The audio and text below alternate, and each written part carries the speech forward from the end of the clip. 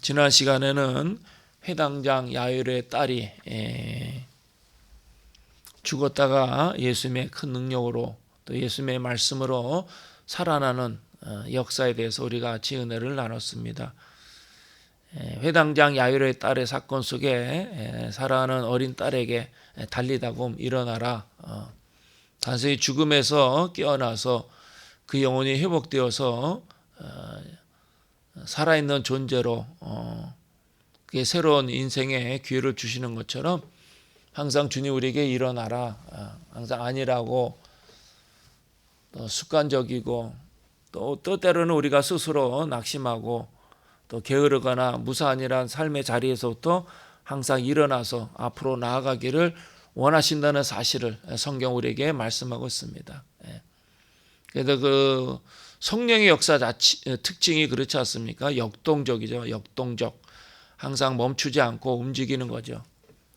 우리 주님께서도 피안의 세계에 머물러 계시는 것이 아니고 오늘도 우리 가운데 역사하시고 인류 역사를 주관하시는 것처럼 우리 자신도 하나님의 자녀로 예수 그리스도를 따르는 사람으로 항상 역동적인 삶, 멈추지 않고 앞으로 나아가는 것이죠. 우리가 대단한 일을 하는 것도 아니지만은 그러나 내 자신의 인격과 성품이 날마다 새로워지고 변화되어지고 새로운 믿음의 결단이 있고, 그래서 앞으로 나아가는 그런 믿음의 결단이 우리 안에 있어야 된다라는 거예요. 일어나라. 나인성 과부의 아들에게도 일어나라. 죽은 나사로에게도 일어나 걸어 나오라는 거죠.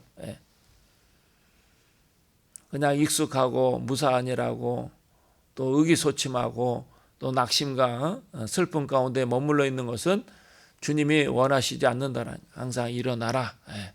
그런 주님의 음성을 들을 수 있어야 돼요.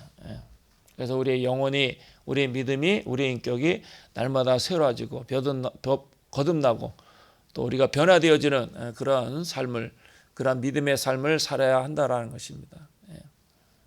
그래서 우리 주 예수 그리스도를 배우고 닮아가고 하나님의 큰 능력과 역사하심을 경험하고, 좀 더 과격하게 얘기하면 이제 극단적으로 치열하게 살아가는 걸 말하죠. 그리스도인들은 그렇게 열정적으로 살아가야 돼. 더 뜨겁게 주님을 사랑하고 이웃을 사랑하고 나를 사랑하고 모든 것을 사랑하고 또 많은 열매를 맺기 위해서 노력하고 결단하고 수고하고, 혹이라도 하나님이 기뻐하지 않는 것이 있으면 내 자신이 스스로 내 자신을 살피고 끊어내고 그런 몸부림이 우리 안에 계속 있어야 된다라는 거예요. 그래서 일어나라. 주의 음성을 들을 수 있어야 되겠죠. 오늘 본문은 예수께서 그의 고향 나사렛에 가서 복음을 전하는 그런 사건 가운데 고향 사람들이 전혀 믿지 않는 그런 모습에 대해서 이제 마가가 기록하고 있어요. 아마도 예수님은 그 가버나움 중심으로 사역을 하시면서 예수 그리스도에 관한 소문도 나사렛에 전해지지 않을까 이렇게 추측이 되어집니다. 어쨌든 예수님은 그 가버나움에서 이제 나사렛 고향으로 가시게 되어지는데 아마도 피곤하니까 뭐 쉬고 싶으셔서 가실 수도 있고, 무엇보다도 나사렛 그 고향의 사람들이 더 그리움, 그들에 대한 애착, 그들에 대한 사랑, 고향 사람에 대한 그러한 그 사랑하는 마음이 다른 사람들에 대해서 더 크지 않았을까. 예수님의 그 마음속에 있는 그 깊은 의도와 계획은 전혀 알 수가 없지만은, 그러나 하여튼 우리가 상상하기에는 고향 사람이라는 것은 우리가 항상 애착을 갖게 되어지고 또 다른 누구보다 더 깊은 관심을 갖게 되어지지 않겠습니까? 그래서 그 나사렛이 그 가버나움으로부터 그렇게 멀리 떨어진 곳이 아니기 때문에 예수님이 제자들과 함께 이제 고향에 가시게 되어지죠. 그러니까 하나님의 큰 능력과 역사하심, 하늘의 비밀, 이제 고향 사람들과 이제 나누고 싶어서 찾아가셨으리라 생각이 되어집니다. 그런데 오늘 본문에 어떻습니까? 제 의외에 전혀 기대와 다른 그런 말씀하고 있어요. 3절 맨 끝에 보면 예수를 배척한지라. 예수님을 거부했다라는 거죠. 거절했다라는 거예요. 좋게 얘기하면 사양했다라는 거죠. 어디든지 예수님이 가시는 곳마다 사람들이 따라다니고 또 예수님이 행하시는 그 역사 가운데 사람들에게 큰 도전과 충격을 주지 않습니까? 그러니까 저마다 혈루증 앓는 여인도 그렇고 여리고성의 삭개오도 그렇고 앞에서 회당장 야이로도 그렇고 예수 그리스도에 관한 소문, 그래서 항상 예수님이 오시기를 기대하거나 직접 예수님을 찾아가기도 하고 또 예수님이 지나가는 길에 그냥 냅다 소리를 질러서 나사렛 예수여 우리를 궁히 여기소서 그렇게 외치기도 하고 하지 않았습니까? 그러니까 이제 고향 사람들은 또 다른 어느 지역보다도 더 적극적으로 예수님을 환영해야 되는데 전혀 의외로 배척했다라는 것입니다. 왜 예수님은 나사렛 그 고향에서 배척을 당하셨을까? 그리고 오늘 본문에도 이야기하고 있지만은 그 나사렛에서는 예수님이 그런 큰 이적과 능력을 행하시지 않았다라는 거예요. 그런 이유가 무엇이겠습니까? 아마도 여기 2절에 보면 2절 하반절에 나사렛 사람들이 뭐라고 이야기하는 거 아니? 이 사람이 어디서 이런 것을 얻었느냐? 이 사람이 받은 지혜와 그 손으로 이루어지는 이런 권능이 어찌 됨이냐? 그러니까 예수 그리스도에 관한 소문을 듣고 또 예수님이 행하시는 이적에 대해서 뭐 나사렛이면 가버나움과 그다지 멀지 않으니까 또 가서 볼 수도 있겠지만은 그러니까 예수님에 대한 그 호기심, 관심을 갖고 있었다는 것은 사실이에요. 그러나 예수님을 믿지 않고 배척했다는 거죠. 왜 그래야만 했는가? 내 호기심이라는 거 다 어디든지 무엇이든지 다 처음에는 그 호기심에서 시작되지 절대적으로 확신을 가지고 그렇게 결단해서 행하는 일은 없어요. 우리가 무엇을 추구하든 무엇을 목표하든 무엇을 도전하든 간에 처음에는 다 호기심에서 시작되어지죠. 그러니까 호기심이 결코 나쁜 것은 아니다라는 거예요. 호기심 때문에 과학이 발달하기도 하고 또 예술이 발달하기도 하고 또 문화가 발달하기도 하고 이 호기심이라는 것은 생산적인 결과, 우리가 아는 대로 라이트 형제 또 에디슨이 만든 수많은 발명품들 다 처음에는 호기심에서 시작되어진 거죠. 자동차를 만들 때도 마찬가지고. 그러니까 이 호기심이라는 자체는 나쁜 것이 아닌데 다만 그 나사렛 고향 사람들은 이 호기심을 믿음으로 발전시키지 못했다라는 거예요. 그 교회 안에서도 마찬가지예요. 처음에 신앙생활 할 때 믿음에 관한 이야기를 듣고 호기심에서 혹시나 하고 나왔다가 또 참된 믿음을 소유하는 사람이 있는가 하면은 또 그냥 그저 그런가 보다 아무런 관심도 두지 않고 어떤 깨달음도 없이 다시 세상으로 돌아가는 사람들도 있지 않습니까? 그러니까 그 나사렛 사람들도 마찬가지예요. 호기심에서 그 믿음으로 연결시키지 못했다라는 거죠. 그러니까 예수 그리스도를 전인격적으로 경험하고 예수 그리스도를 나의 주 나 하나님으로 고백할 수 있는 그 신앙으로 성숙한 단계로 나아가야 되는데 그런 과정이 전혀 없었다라는 거예요. 그냥 단순히 호기심으로만 끝난 거죠. 인간적인 생각과 판단으로 예수님을 이해하려고 했기 때문에 배척하게 되어진 거예요.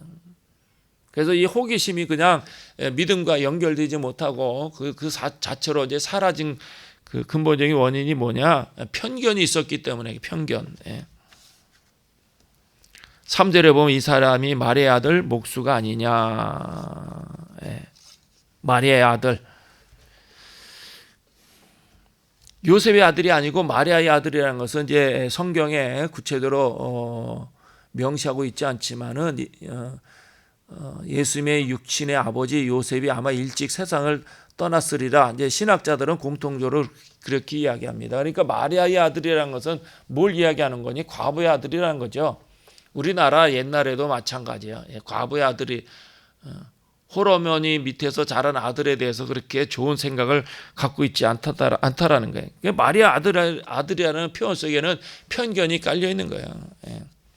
그러니까 우리도 홀어머니 밑에서 자란 아이들이 그렇게 아주 인격적으로 또 온전하게 건전하게 자란다라는 생각을 갖지 못했잖아요. 그리고 더더군다나 마리아의 아들이라는 것은 예전에 예수님이 동정녀 마리아 결혼하기 전에 애를 배에서 낳았다라는 그런 좋지 못한 편견 때문에 마리아가 처녀 때 애 뱉지 않았냐 그런 생각들. 그러니까 예수님에 대해서 올바르게 이해하려고 하는 그런 마음과 생각이 전혀 없었다라는 것이죠. 그런 그 편견이 그 나사렛 고향 사람들 마음에 사로잡고 있었기 때문에 예수님에 대해서 기꺼이 영접하고 받아들일 그 마음의 준비가 되어져 있지 않았다라는 거죠. 우리도 마찬가지요.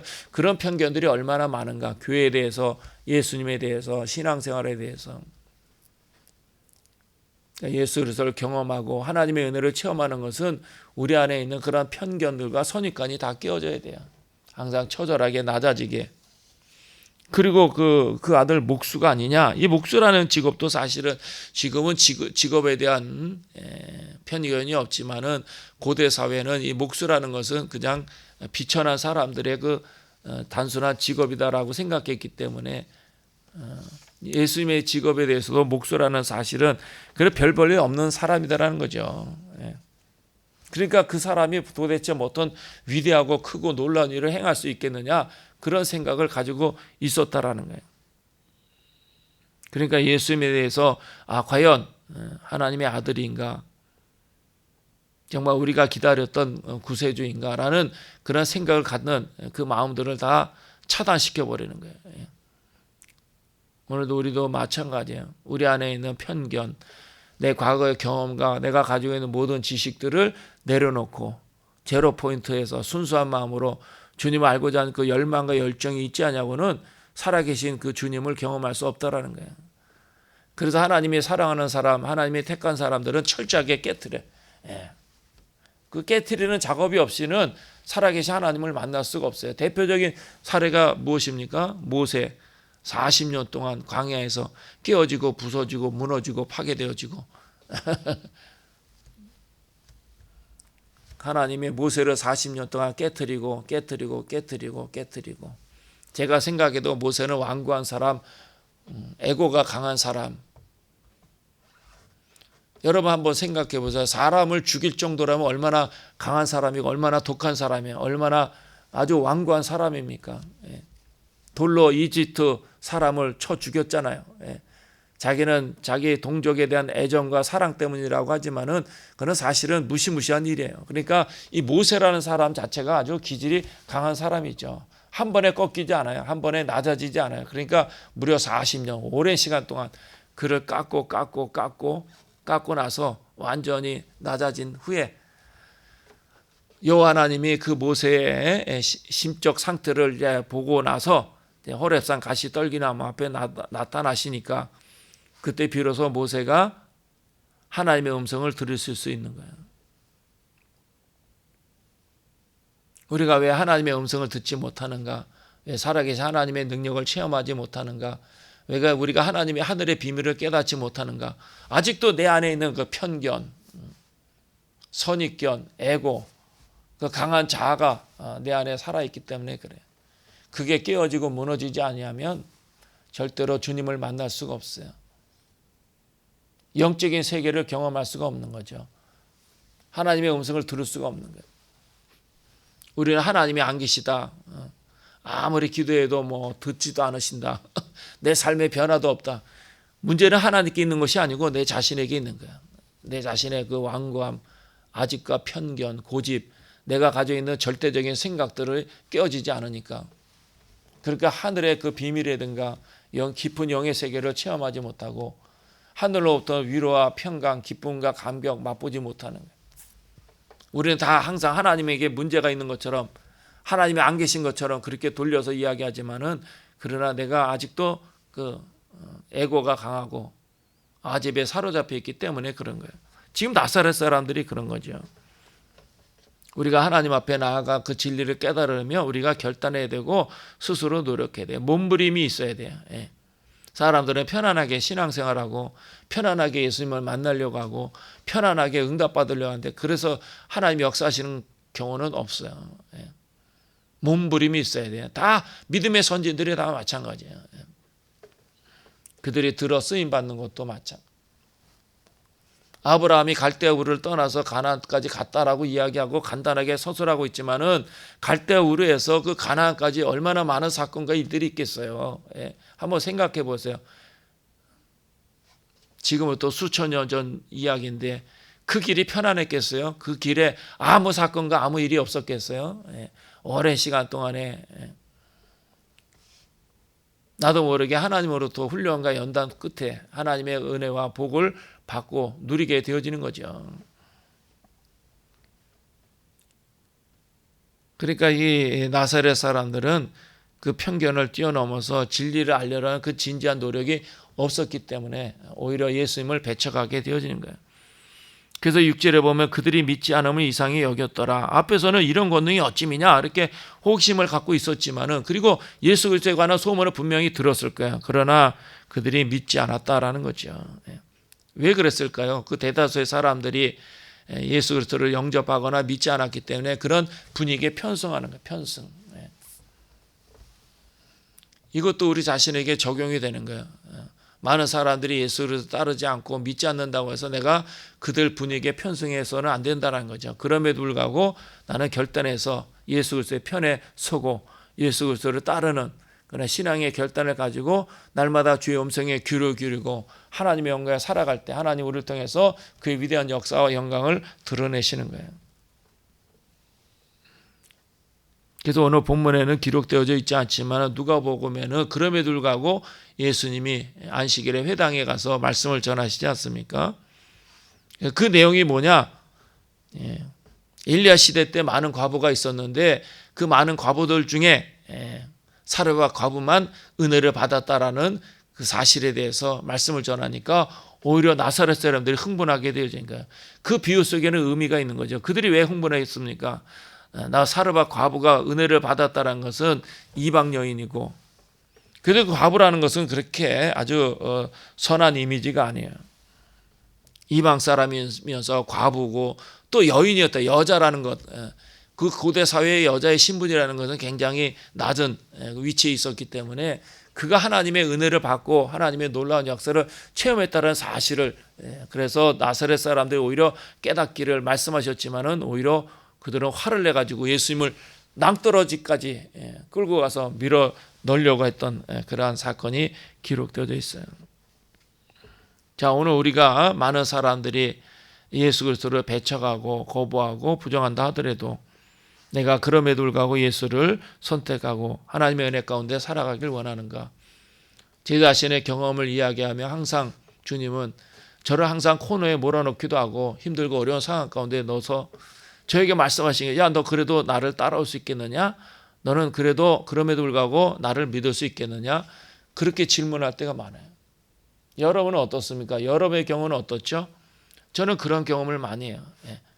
정말 코너에 몰려서 힘들고 캄캄하고 답답하고 괴롭고 아프기도 하고 낙심이 되기도 하고, 과연 하나님은 살아계시고 우리를 사랑하시는가? 그의 약속은 성취되고 이루어지는 것인가? 아무것도 보이지 않고 잡히지 않는 그 상황 가운데서도 주님은 찾아와서 물어보시는 거야. 너 이래도 믿을래? 너 이래도 나를 따라올래? 너 이래도 나를 섬길 수 있겠어? 항상 저에게 물어보시는 거예요. 그러니까 신앙생활은 각자의 특징, 각자의 체질, 각자의 성품에 따라 좀 차이가 있겠지만 저는 항상 그런 거예요.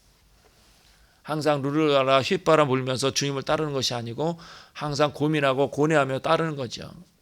그래도 그럼에도 불구하고 나는 주님을 따르겠습니다. 그럼에도 불구하고 나는 끝까지 믿음의 길을 걸어가겠습니다. 그럼에도 불구하고 내 생명을 다하는 그날까지 내가 주님께 충성하겠습니다. 그렇게 고백하고 결단해서 따르는 거예요. 신앙생활이 그냥 쉽고 편하고 결코 그렇지 않아요. 항상 많은 의심이 있고 고민이 있고 갈등이 있고 고뇌가 있고, 그러나 그것을 뛰어넘어서 주님을 따를 때 참된 믿음, 하나님 앞에 온전한 신앙을 가지고 하나님의 기뻐하시는 그러한 믿음의 길을 걸어가게 되어지는 거예요. 오늘도 우리에게 새로운 날, 새로운 기회를 주셨습니다. 오늘도 이러한 믿음의 결단이 있기를 바랍니다.